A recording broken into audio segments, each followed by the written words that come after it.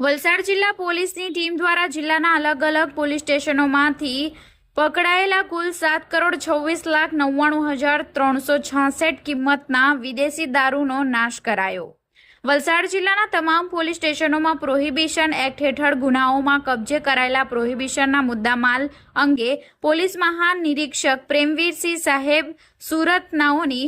SOP મુજબ નાશ કરવા માટે સૂચના કરી હતી, જેના અન્વયે વલસાડ જિલ્લા પોલીસ અધિક્ષક યુવરાજસિંહ જાડેજાના માર્ગદર્શન હેઠળ જિલ્લાના તમામ થાણા અધિકારીઓને 2026માં પકડાયેલા પ્રોહિબિશન મુદ્દામાલનો સંલગ્ન નામદાર કોર્ટમાંથી નાશ કરવા માટે હુકમો મેળવી સંલગ્ન પ્રાંત અધિકારી વલસાડ પારડી ધરમપુરની દરખાસ્ત કરી પ્રોહિબિશનનો મુદ્દામાલ નાશ કરવા મંજૂરી હુકમો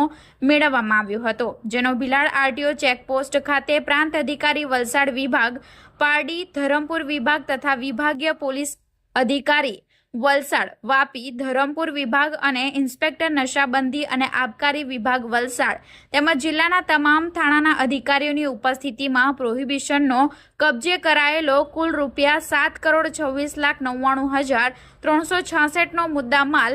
ભિલાડ આરટીઓ ચેકપોસ્ટ ખાતે નાશ કરવામાં આવ્યો હતો।